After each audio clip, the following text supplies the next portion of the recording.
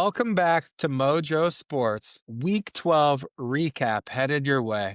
And we got a fun episode today.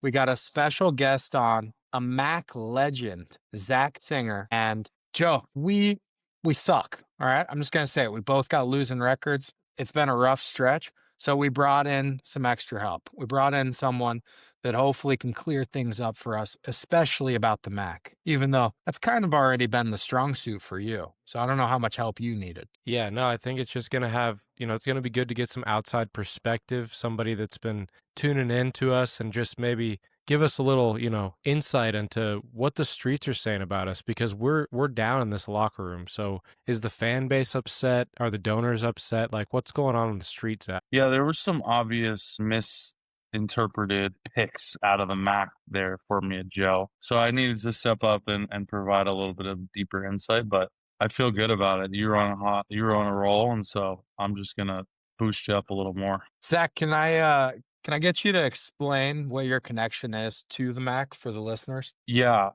Kent State, can't read, can't write, Kent State. Those are the guys that kind of brought me up out of the out of the college football realm. So that's where I started off my career. And there's just something different about Mac football.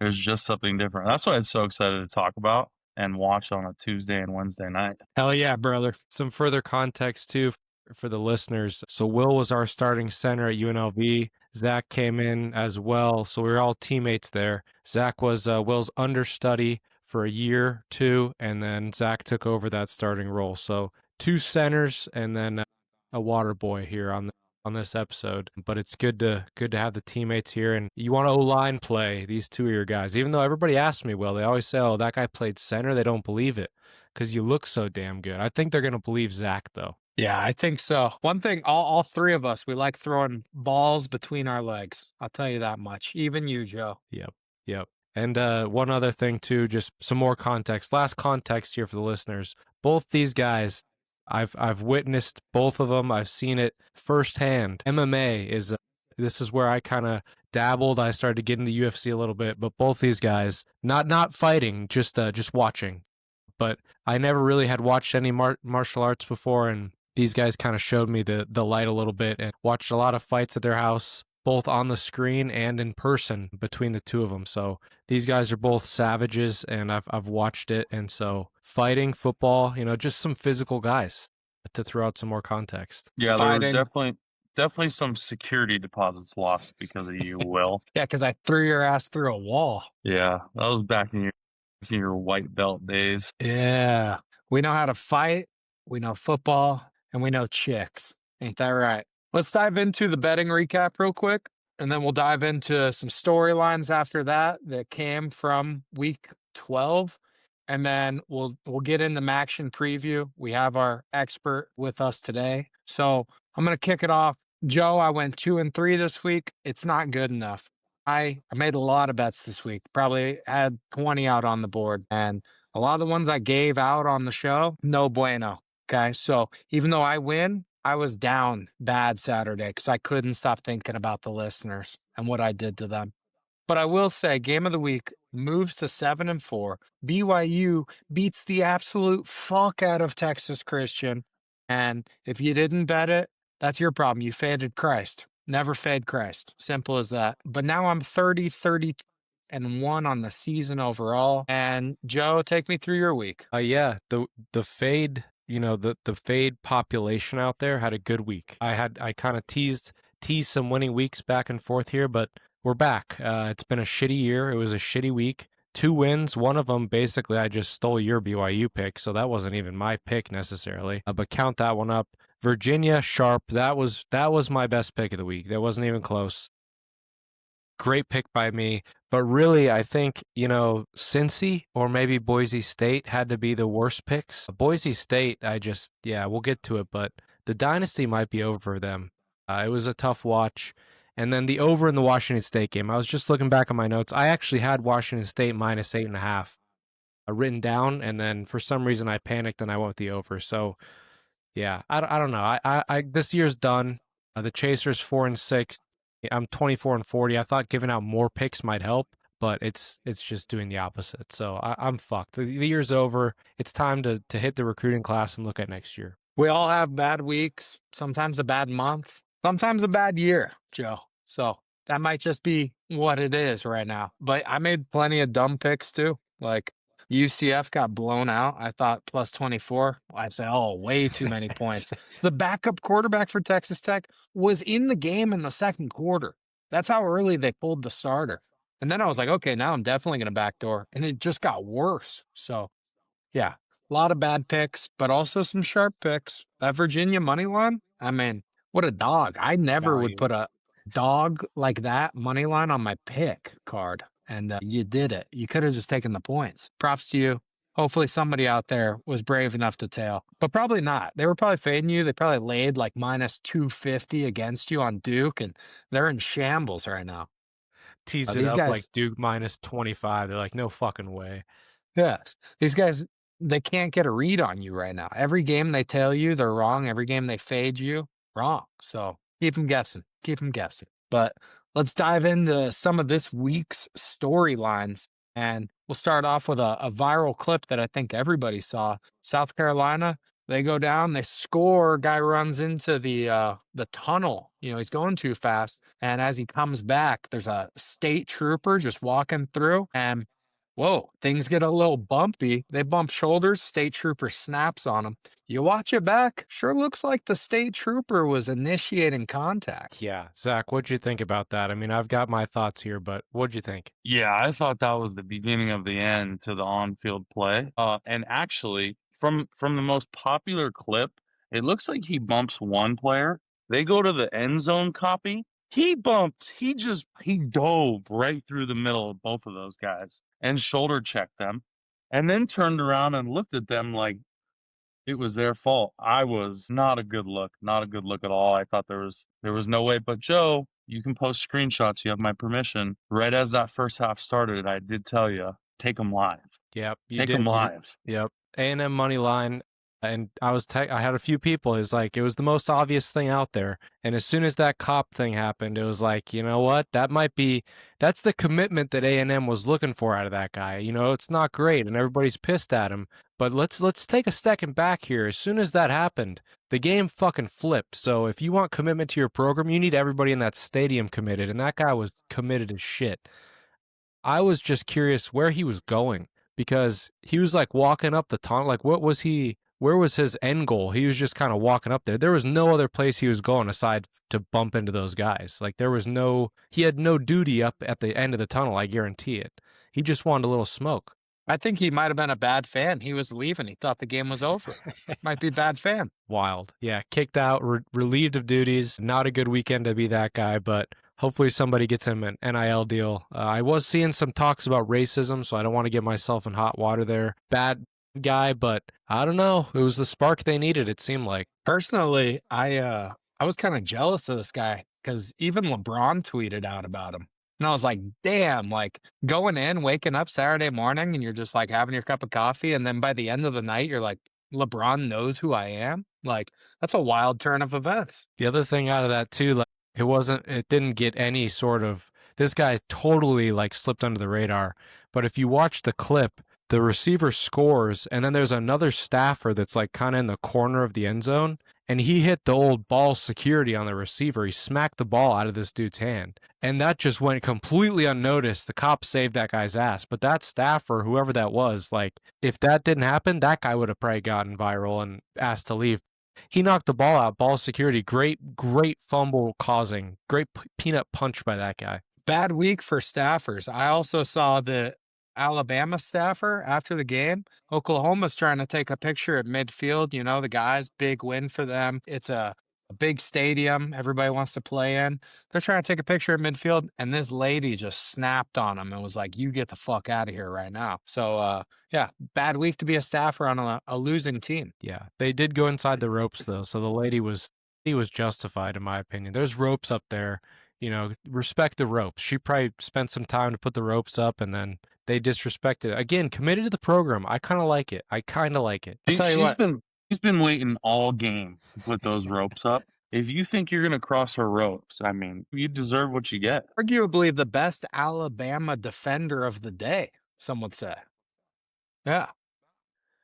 Joe, take me through some FCS storylines. You got any this week? You Yeah, well, sicko? this was, let me just clear my throat for this one because it was probably the most egregious missed call of all fucking time here. We posted the clip. Resounding no was the answer to, is this a catch, in the comments that we got. So Idaho was playing Sacramento State. Idaho is up 6, up 4, something like that. They're winning the game.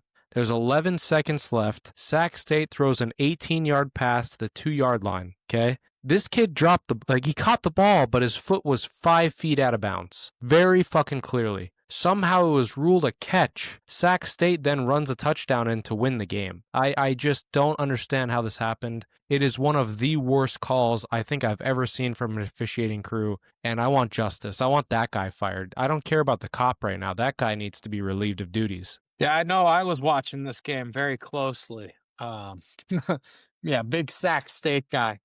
No, but shout out Brennan Marion. Isn't that where he's at these days? Old Yep. UNLV offensive coordinator. Turned down a bunch of OC jobs and ended up taking head coaching job. FC. Yeah, I don't know. Maybe he's in the ref's pockets. Where's Pretty- the video replay at? That's Is that what I'm not wondering. an Do they not FCS have that? thing? I don't You know got what. limited camera angles in the FCS. I mean, there had to be one. They had more What at are we Bishop doing? Gorman. We had pylon cams. We had every angle. Yeah, I don't know, but it was inexcusable. No idea how they let that happen. Well, we move on to a sadder storyline, I do want to say, but hearts go out to John Beam over there down in Oakland. If you guys don't know, he was on Last Chance U. He was the head coach at Laney Community College, which we actually had some college roommates that played for him over there, but there was a shooting at the school. He recently became the athletic director at the school, and there was a shooting, and he passed away tragic. And from there, yeah, moment of silence. It's not funny, Joe. And I'm then not laughing. neither was I. Yeah. You know, I just gotta say something. You gotta just be so grateful for a guy like this contributing to the JUCO level of football because we know there's some dogs coming out of Laney, but if anyone is prone to the characters that they're coaching, it's got to be this guy, and unfortunately, we saw it here. Yeah, I saw today a player for the Bears. He got an interception today, Nashawn Wright. And he, after he got the interception, he went down in the end zone, took a knee, and said a prayer. But he played for him at Laney, so he was putting guys in the NFL. He was putting guys D1, doing everything. And I played junior college football, and it's a thankless job. I would say the best coach I ever had in my entire life was my offensive coordinator in junior college. So some of these guys down there at that level, they're putting in all this work and they're really damn good coaches and they just might not have the connections to get up to the next level. But yeah, don't sleep on junior college. It's a thankless job. And yeah, the guys like Coach Beam out there, they're carrying the load. Let's move on to Maction. Time for our expert to dive in head first. And we'll get some picks from Joe, maybe even some picks from Zack this week. But what do we got on the card? Yeah, Maction. It's another wonderful week in the MAC. We only have, this is the second to last regular season, okay? So I just want to pump everybody up. There's only 2 weeks left. It doesn't matter how the year's gone. It doesn't matter what your record is. Speaking from experience, all right? Fuck the records. You got 2 weeks left of the regular season. You'd kill for these games in July. Watch these games. We got Akron, Bowling Green, okay? A great start on Wednesday. Then we go UMass, winless UMass versus Ohio. We have Western Michigan, Northern Illinois, and then Wednesday, Miami, Buffalo, and Central Michigan, Kent State. Now, some of these lines are disgusting, okay? Some of these lines are disgusting. Ohio is getting 33.5 against UMass. The total in the Western Michigan, Northern Illinois game is 38.5, okay? So there's some gross lines out there. But Zack, speaking from experience, it's starting to get cold out there. What are you seeing on the board here? So I'm gonna take two. I'm gonna give you two here, Joe. First one has to be in Buffalo. This one speaks to me. The last time I was in Buffalo in November, we were playing them and we got about 6 feet of snow. I think it was like a record snowfall that year. Ended up spending Thanksgiving in Buffalo. because the buses could not hit the road back home. We didn't even play the football game. We literally spent Thanksgiving in the hotel, just hung out in the hotel, watched film for like 3 days in a row, preparing for the game to go the next day, but way too much snow. In saying that, this is going to be a tough one, but total here is 39.5. I'm going to have to go under. This is going to be a cold game. Neither of these teams are, scoring that many points, and so I think the weather is going to play a big role in this one. So we're going to go under 39.5. The other one I'm going to take is Kent State. I saw it for plus 7.5. Kent State coming off a hot win. Something you guys didn't mention last week, Kent State won the biggest rivalry trophy in college football last week, beating Akron. Wagon wheel. Let's go. Not the heaviest, Will, because I know what you're thinking. Not the heaviest. The biggest. Not the heaviest. The heaviest is the Fremont golden pineapple. Cannon. Golden pineapple, Joe. It's the golden pineapple. That's not true. I love how Zack went to Kent State on his visit. They were like, "We have the biggest rivalry trophy," and he's like, "Oh, I want to go there." And then he goes and he wins it. And then UNLV is like, "Hey, we've got the heaviest trophy." He's like, "I want to go there now." They gave me a reason to say, "Hey, why'd you go to Kent State?" I didn't have to tell everyone, "Oh, it was my only D1 offer." I told them, "Oh, this place is sick." So that's my pick. Kent State plus 7.5. I mean, I feel really good about that. They're coming off hot. They're back in Kent, and I think they're gonna. You might as well just put it money line. Honestly, wow, Joe, you've got Money some line. Central Michigan ties, huh? Yeah, no, I don't hate that at all coming from this guy. I mean, the money line though, they're getting 8.5 points right now. So that is some serious value if you can take the money line and cash that. You might be looking at a new house if you cash that one. So I'm in. I like that. I'm gonna go to Tuesday. So those are your Wednesday picks. We got 2 from Zack on Wednesday. I like them. I'm gonna take both of them. Sound logic. I don't think I'm gonna take money line. I will be taking the 8.5 from Kent State though. Just give myself a little buffer. But on Tuesday, I do have one. I like Western Michigan. They're playing Northern Illinois. They're getting 6.5 right now, minus 6.5. I like that 6.5. I think that should be closer to 10. Normally, I'd fall into the trap of 38.5, the over, but I fell into the trap last week of taking it over with Northern Illinois, and they don't score. Hopefully, that's the same this week, and Western Michigan minus 6.5. That's my pick for your Tuesday action. Love when that in doubt, price. just cold weather, Joe. Yep. Cold weather. Yep. I do hopefully want to we make get a a note, snow. the Miami of Ohio game that Zack hit on. I don't know if you heard, but Miami of Ohio's quarterback, DeQuan Finn. Yeah? Ever heard of him? For sure. Okay. Well, he left the team this week. He quit on the team midweek and said, "I'm going to get ready for the NFL." And then everybody looked at each other in the locker room. They said, "You're going to the NFL?" The NFL. The NFL. They were probably confused what league he was prepping for.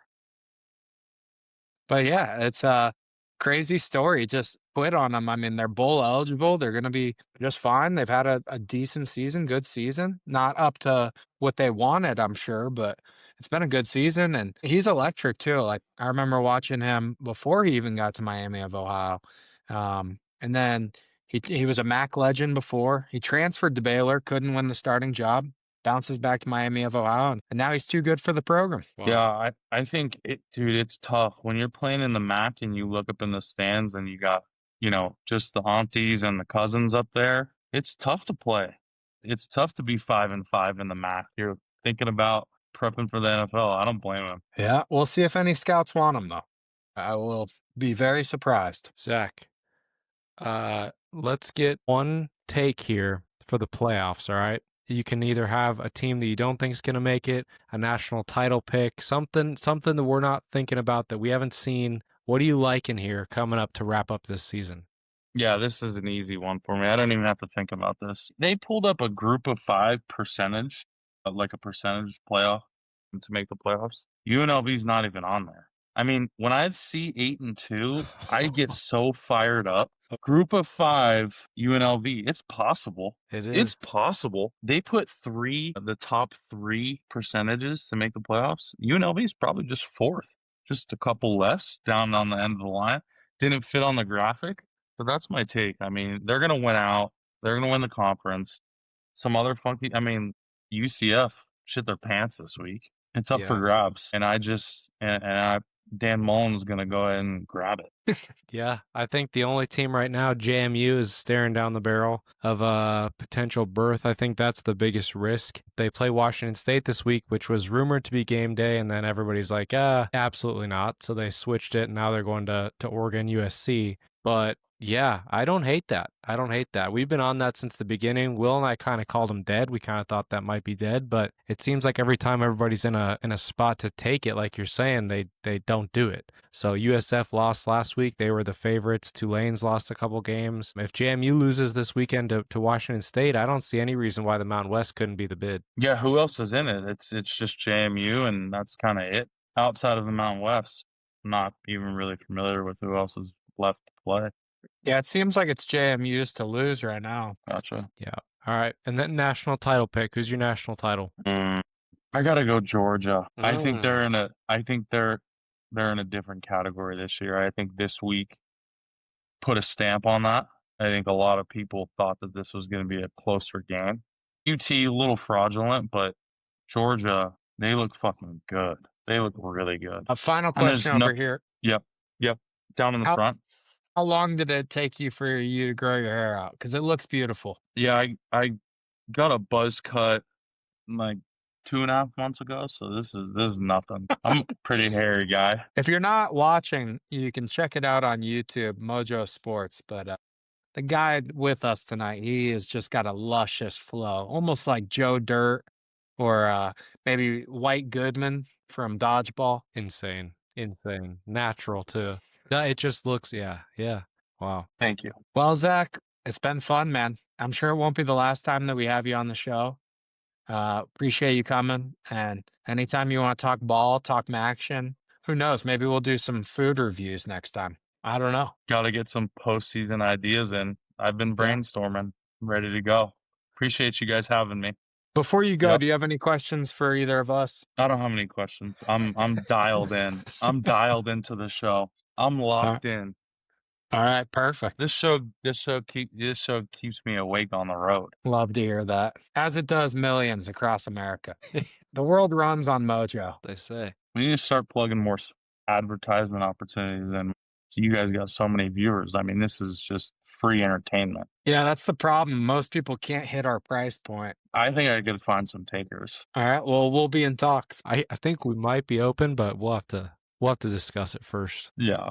Based on the last episode that I listened to, it sounded like the slots were filling up fast. Thank you, Max and Zach. And anybody that needs any UFC picks, I'm sure we'll have them back on in the offseason, some food reviews. Zack Singer, everybody, thank you very much. Appreciate you guys. It kind of looked like Sabrina Carpenter there for a second because he's got great blue eyes. And then he just had that luscious flow. Yeah, Oh, man. The mustache threw me off that lookalike comparison you just said right there, but I can see it, I guess. Yeah, think Sabrina with a stack and about 250 more pounds. Joe, let's dive into game recaps. We'll start off with the Friday night games since we didn't get to talk about those yet. But Clemson played Louisville, and Clemson wins a barn burner 20-19. And let me tell you, Louisville had this game so many times. They missed 3 kicks, and eventually they benched the kicker. I don't even know if they benched him because the other guy's their long ball kicker, but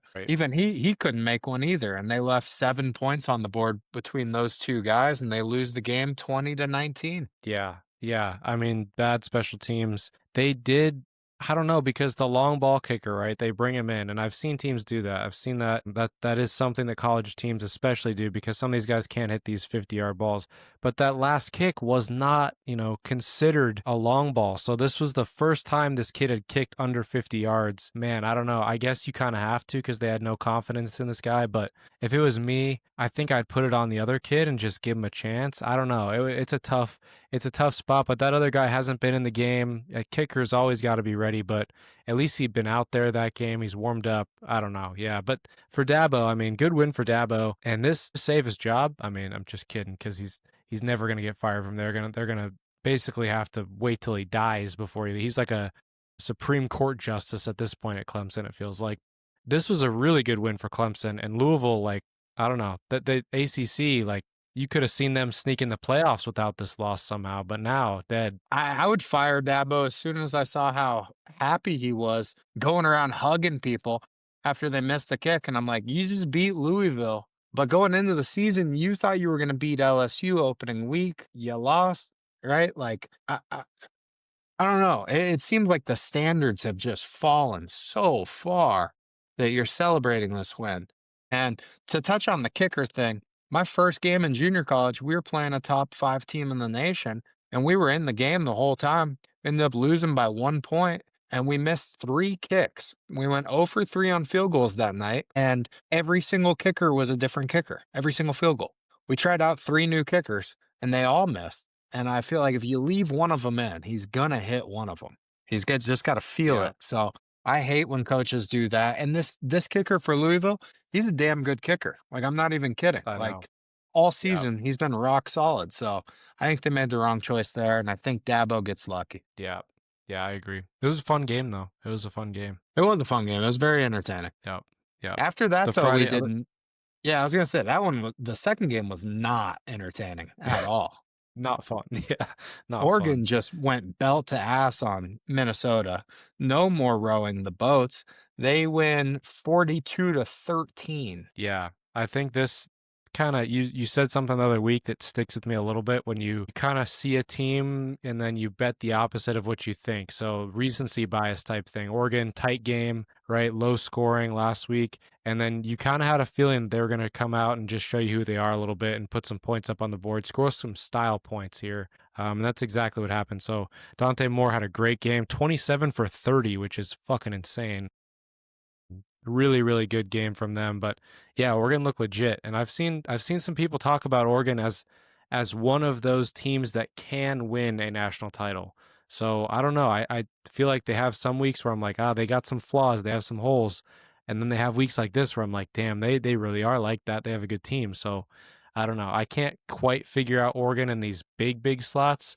But anytime you're playing up, PJ Fleck or like one of the middle to lower tier teams, I think I'd take the points the rest of the season, the last 2 weeks. I think they can win a national championship. They have to play their best ball for 4 games straight, 3 games straight to have that happen. They're capable of beating Ohio State, but the percent of chance that they get on just one game, not very high. So are they talented enough? Yes. Will they actually do it? No, they won't.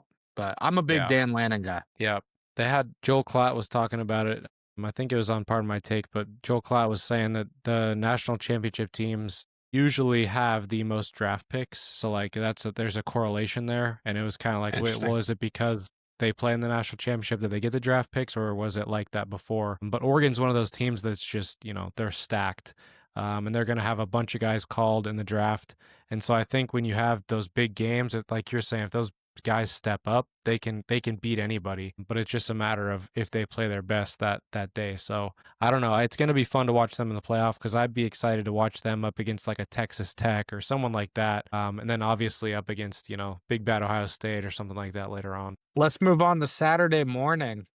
We'll start off with Coach Signetti took on the Badgers, Wisconsin, and he wins convincingly, 31-7. Although this was a tight game for about a quarter and a half and eventually turned it up, but Wisconsin does cover 28.5 points. So shout out to the Badger betters. Mendoza, 22 of 24, 300 yards and 4 touchdowns. So disgusting. Yeah, I mean, this was a big week for Heisman's in general, I would say, because you had Mendoza have his Heisman moment last week. And then this week, we'll hit on it later, but we had Marcel Reed. He came out. He looked great. And then Simpson over at Alabama. I think his stock drops as far as that race goes. People are still bringing up Jeremiah Love. I don't know. These last 2 weeks, it's time to show out. It really is. Yeah. Sand, too. We're not really talking about that game, but he played really well in their win over UCLA. So I think he didn't play the full game. He got taken out a little bit early, but he had a great game. So it's kind of a tight race. I don't know. I don't think there's like a clear favorite. There's a couple guys that are at the top of the list, but I don't have one person where I'm like, hey, this is the Heisman yet. Last week on the show, I was saying Marcel Reed, like if we were going to bet one last week, I thought him at 7-1 was a good choice. I don't know what it is now or like who I would bet at this point. I think my biggest regret of the offseason, though, was not betting on Sayan because in my head going into the season, I thought Ohio State was head and shoulders above everybody else. And why not just bet on their quarterback every year? And that might be the best way to go about it, too. In August, before these quarterbacks even get named the starter, you just take flyers on the big time teams. I think that's a blanket bet next year, and we learned our lesson. It'd be easy next year, I think, for sure. Yeah, big regret of mine. Let's dive into the best comeback I've seen this year by far. And we had Texas A&M hosting South Carolina, and they got down huge. It was, do you have the stat on hand by chance of what the record was when you're down 27? No, but it can't be. It was There's like no way that it's yeah. It was like an 86, I Yeah. believe. Yeah. And now we can put a 1 next to it because Marcel Reed and the boys, all they did in the second half was score touchdowns. And they come flying back. Going into half, South Carolina thought they had this game won. I mean, we talked about it a little bit before the show, but Shane Beamer, he's pumping up the crowd and he's just like, I'm here.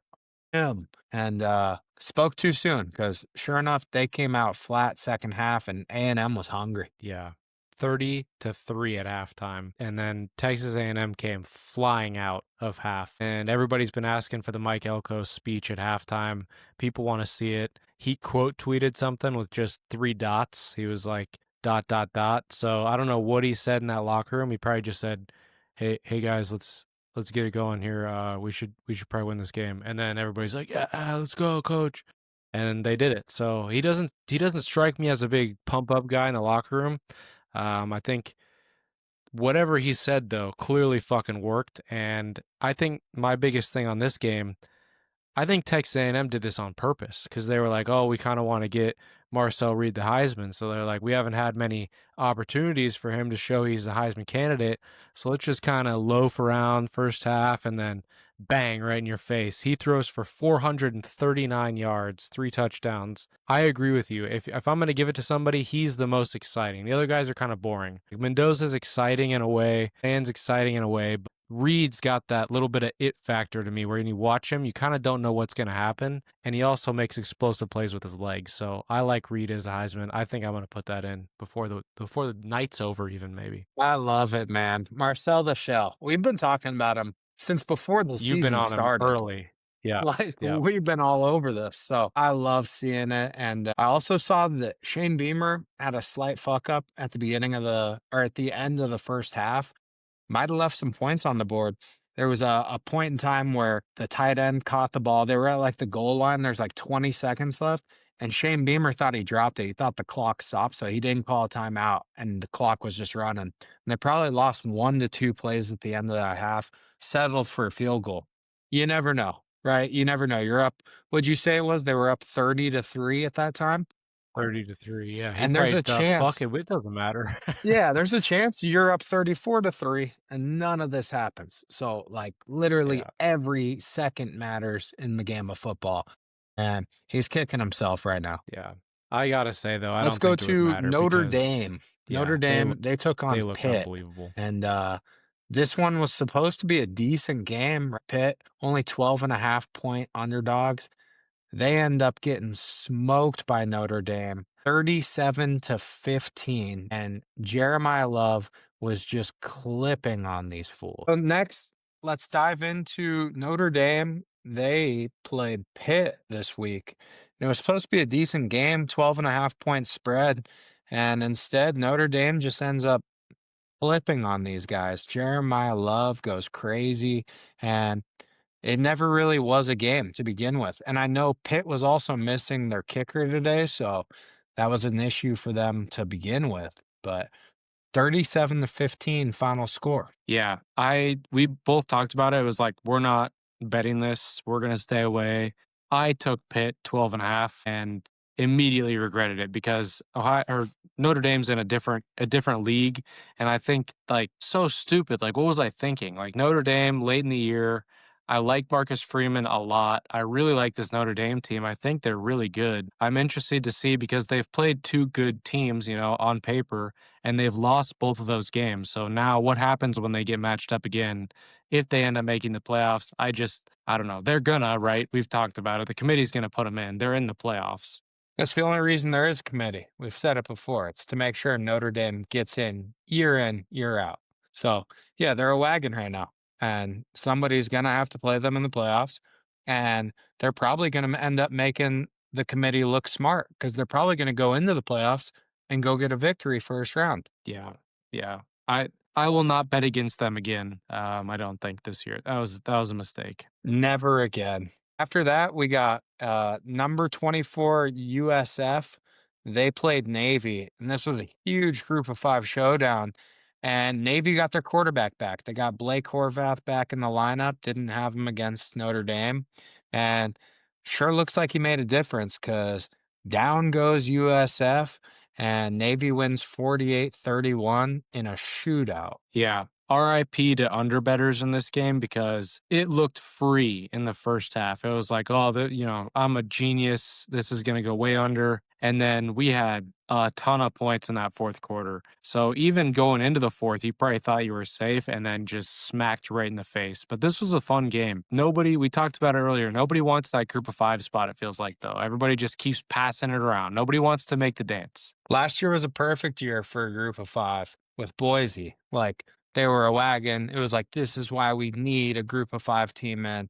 And then this year, it's just the complete opposite argument. It's like, hey, we're probably going to let in a group of five team that's got like 5 losses at this point. And then from there, me and you, we had a bit of a blunder. We had Cincinnati hosting Arizona, and me and you were both on the -6.5. And that's why we don't bet on Cincy. Yeah. What the fuck? You can't get a read on this team. And it was just like their offense was their strength, I thought. Going in this game, I was like, at least they can score. Like they're going to let up points, but they can score. So I felt okay about it. And then they just couldn't score. And Arizona looked good. Arizona is kind of a sneaky team. I mean, 7-3, 4-3 in the Big 12. Like, sneaky good team. And Kirk Herbstreit picked them on game day, said, I'm going with Arizona. They're a sneaky good team. And I knew immediately we were dead at that point because that's kind of the thought I had was sneaky good, and they are. They're sneaky good. Arizona is another one that I just can't get a read on. Like, they are Jekyll and Hyde, just like Cincinnati, just like a lot of these Big 12 teams at this point. There's only a few that I feel like I can read. Bear down, I guess. Bearcats, I think they're officially frauds. Like, they were ranked top 25 going into this matchup, and I think it's safe to say everybody's out on them. Let's kick it to the mid-afternoon slate, and we had a banger. We had Oklahoma. They went to Tuscaloosa and took on the Crimson Tide. We got Ty Simpson going against John Mateer, and Oklahoma's defense fucking showed up. They were all over Ty Simpson the entire game. Mateer got his legs going. I had a John Mateer anytime touchdown scorer, +155. That hit. I said if they're going to try to beat Alabama, he has to run. He has to make them afraid of the run. So I felt sharp for once betting on that. Yeah, I think there's a good case if Mateer didn't miss that time. Like, I think there's a really good chance that he's still a top 2 Heisman frontrunner right now. Do you think that'll play into the future I have? Do you think they'll give me some money back for a what if bet? They're like, hey, maybe if you hadn't gotten hurt, this, hypothetically, you would win. I don't know. Yeah. This I had the first half Alabama money line, and it looked dead. I wasn't really expecting a win. Damn, we were close on a push. I would have taken a push there. I kind of wanted a 1 next to my record like you have, just to have it. It looks fun. Alabama goes down, get a high snap from the long snapper, miss the kick. The issue I have was the snap wasn't great, okay? It's not great. But if you look, the holder didn't really have to raise out of his stance. He did, but his knee didn't come off the ground. So like there's plenty of times where that kick goes through and the kicker just immediately starts berating him on the field. So I thought that was kind of funny. I've been yelled at by kickers and punters before for bad snaps. It's one of the worst feelings in the world because what are you going to say? Like, they're the ones that have to make the kick. They look like an idiot for missing it. But in that moment, everybody kind of zoned in the snapper. He did get replaced. But a storyline off of this one that I wanted to share with you, opportunistic from a young man on Twitter. He posted a practice clip of him making a field goal with a high snap. That was a veteran move by that kid. Get him a spot. Really, really savvy use of social media out there for all high school recruits. Yeah, he basically did the same thing as the Alabama kicker, though. He basically was like, "Oh, here's my long snapper fucking up." He just threw his Yeah. long snapper under the bus to get this Twitter clip out there. But it does feel like the Alabama way because it took me right back to AJ McCarron just ripping into his offensive line up 40 against Notre Dame in the national championship. So it's kind of the Alabama way to just be like, "Hey, that wasn't my fault. That was yours, you fuck." So yeah, I was gonna ask you. The school of Carson Beck right there. Yeah. Let's go to Big Ten. We had Iowa. They went to USC and they brought some weather with them. This was pissing rain. At the end of the game, it was almost flooding, it felt like. And USC hangs on. I don't think they cover the spread. They only win by 5, but a tight game. And I think it's a big win for USC, something they can hang their hat on. I'm a big fan of I think he's a stud quarterback that doesn't get talked about nearly enough compared to some of the other guys in college. Yeah, and I think this has got to be some confidence for this USC offense going into this Oregon game next week because they put up more points and looked a lot better against this Iowa defense than Oregon did. So that's got to give them a little confidence heading into that game. I'm really excited for that. I have been kind of doubting USC all year. You haven't. You've been all over them. Every week you tell me about them. And I just kind of can't, for some reason, put my full faith into it. But this game kind of showed me a lot because this felt like a game USC should lose after watching it, especially they went down early. They were down kind of big early and they battled back. So I like this win for USC, and I think next week's going to be a banger for them versus Oregon. Yeah, that is a great game. And I definitely will have to make a pick on that game. Let's go to your sharpest play of the day, Virginia at Duke. It was a stinky line, Duke -5.5. And Joe puts his balls on the table. He said, Virginia money line. Everybody's out on Virginia. And they came out and dominated. Yeah. My only worry was which Virginia team were we going to get? But if it was the team that I've seen play a few times that's good, then I had no doubt. But if it's the Virginia team that I've seen kind of put up a few weird games, I was worried. So when I saw them come out and they looked hot right away, I was pretty happy because they were flying around too. Like offensively, they looked great, but they were smacking Duke. Like Duke couldn't run the ball, they couldn't pass the ball. Duke's got a good quarterback and he couldn't really do shit. So this was fun. They did try to piss it away at the end. They threw a late pick six. Duke was within 10, I think, at one point, but then they put their foot back on the gas. So a great win and one of my only wins of the week. Yeah, it was a great win. I would say that's worth 2 picks because they were like +150 on the money line. So then from there, we had my worst pick of the game or of the weekend, but that was UCF at Texas Tech, and they get blown out. They got blown out so bad that Texas Tech put their star linebacker in to score a touchdown. They put him at quarterback, Wildcat. He gets it. They win this game 48-9, which is terrible. I don't know why I bet on Vitor Belfort's son again. He's the quarterback now of UCF. And yeah, I don't know if you've heard, but Texas Tech, they got this linebacker and they're pushing for Heisman. And they showed his side-by-side numbers against Manti Te'o when he was a finalist for Heisman. And this kid's got him beat in most of the big categories, I would say. So interesting push from the social media team, but I'm sorry, Bucko. There's too many quarterbacks right now that are heating up, and you're not going to be in the race. Yeah.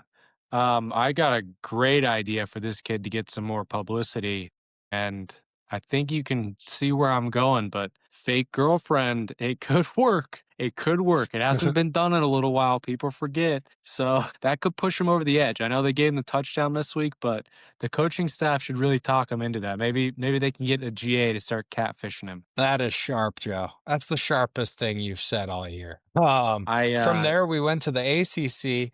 Oh, Yeah, No, I was just gonna say UCF. I mean, they're so banned. Like, no, I will not let you bet on them again. I will not bet on them. We can't do it. We just can't do it. yeah, I'm out on Scott Frost. You said it weeks ago. You said he's not the guy. I've lost enough money to learn that. After that, we go to the ACC, North Carolina, at Wake Forest, and this was the lowest ACC total I'd seen in a long time. It was 38.5. Final score 12-28. It lands 40. They get it, and they mainly got it because Belichick calls a timeout, a meaningless timeout at the end of the game to let Wake Forest score another touchdown, run it up. And then after the game, he blows off the head coach of Wake Forest in the handshake. He gives him a handshake, but real brief, doesn't even make eye contact with him. And you got to be thinking this Wake Forest coach, this is a big deal for him. Like he probably looks up to Belichick in some kind of capacity as far as being the GOAT coach. And yeah, Belichick wouldn't even look him in the eye. Yeah, he's gone, right? Like he's gonna take the Giants job, or there's no way. There's no way he doesn't leave. I think he has to be gone. I think he's so over this and realizes what he got himself into. Then in the late afternoon slate, we got Florida at Ole Miss, and this was upset alert for basically the whole game. Florida was hanging tight, and then Florida takes the lead, and Ole Miss ends up winning the game 24-34. So they win by 10, but there were some bad calls in this game, and Florida's been getting shafted, but one of the worst pass interference no calls that you'll see all year. Kid gets decleated before the ball even gets close to him. Yeah, kind of feel for them, but at the same time, it kind of looks promising for the future. Yeah, I took a live Ole Miss 10.5 here. I deserve to lose that, but at the time I was like, oh, great call, ref, great call, nailed that one. So yeah, it was egregious. It was really bad. Do you think Ole Miss has some issues going in? Because they had the close game against Washington State, and now they have this game. And when you're getting ready to go into the playoffs, this just doesn't seem like the game script that you want. I don't know how to describe this, but I feel like Lane Kiffin is the ultimate play to your competition coach. Like he'll win the games you need to, but I think he kind of gives off the vibe of like it doesn't fucking matter for some of these other games.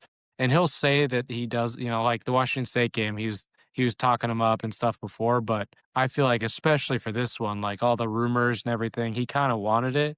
But at the same time, like, I don't know. I feel like they're overlooking teams at this point because they're that much better that they can kind of skate by to win these games. I don't know if they have problems. I'm more curious to see them up in a game where they're going to be up. You know what I mean? Like they're going to be ready for it. He'll be ready for it. The team will be ready for it. So I don't know. I can't decide. I can't decide on Ole Miss. I think they probably get knocked out of the playoffs early.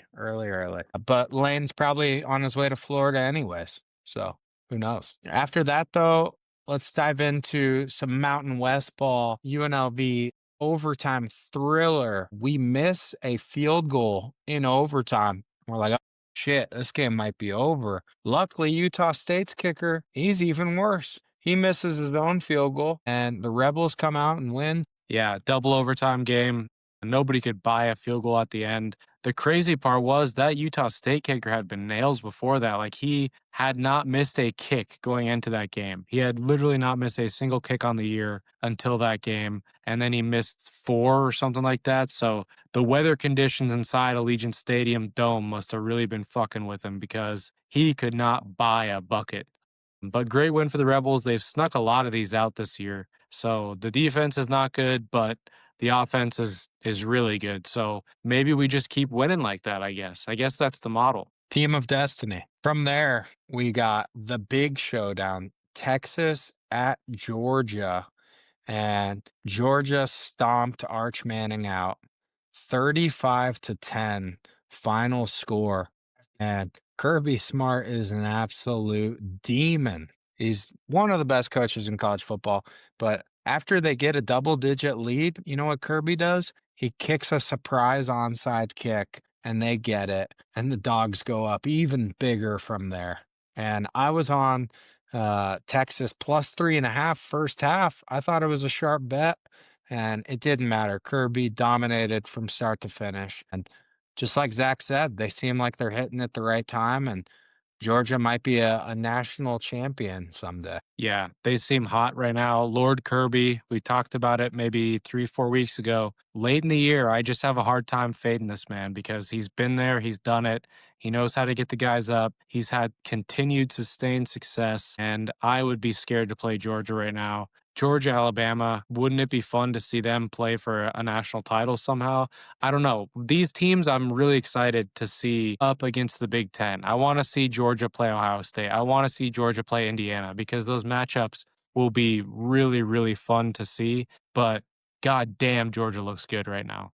Arch Manning, 27 of 43 for 250 yards, 1 touchdown, 1 pick. That's nothing compared to Gunnar Stockton, Georgia quarterback, 24 of 29 for 230, but he had 4 touchdowns, 1 pick, and he also ran for a touchdown. Gunnar Stockton clearly outplays Arch, and I don't know. I don't know if Arch is the guy or if I was trying to defend them for a long time, but it gets tougher by the week, let me tell you.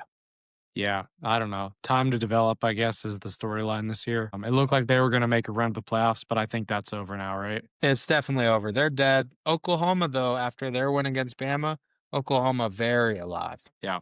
Joe, let's head to the Chaser slate, your favorite.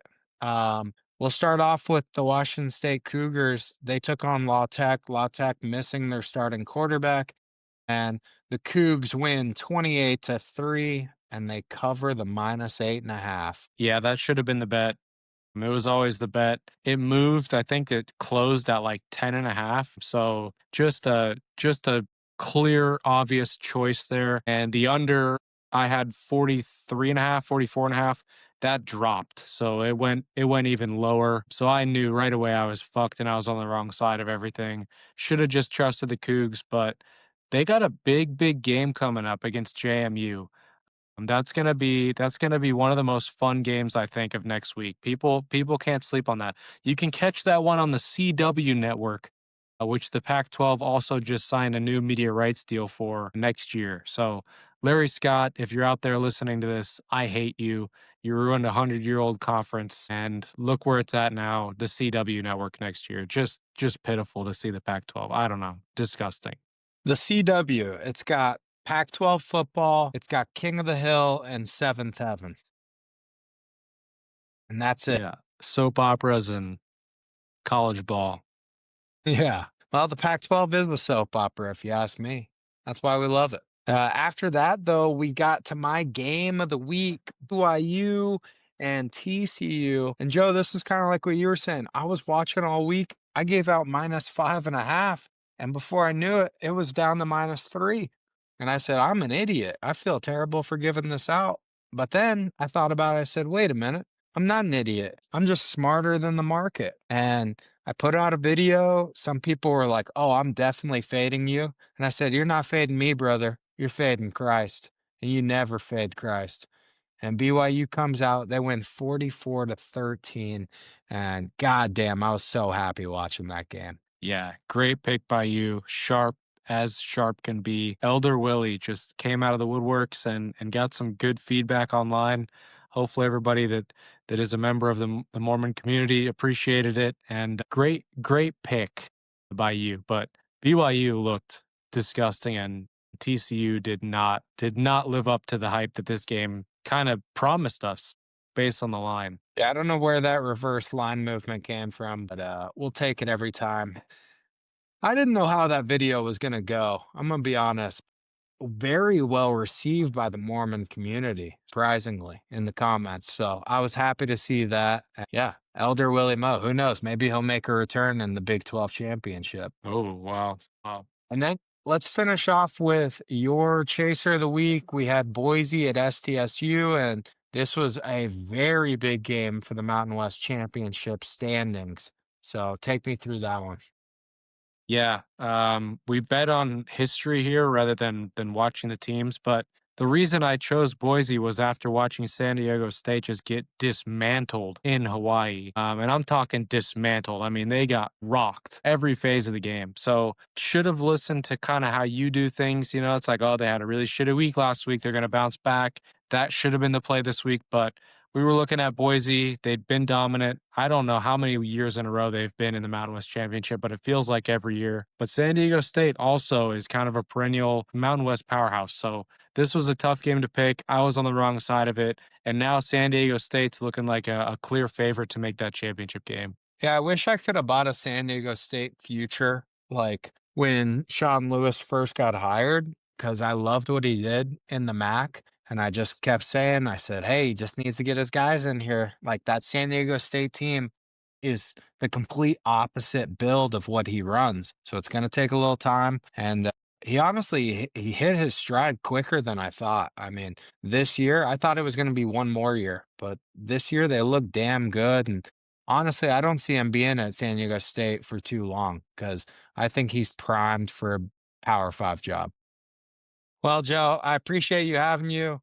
It was fun having Zack on today too, talking action, and I'm sure we'll bring him back on in the off season to talk some other stuff because guy's got a lot of stories, a lot of personality. So always fun to have him and appreciate you, brother.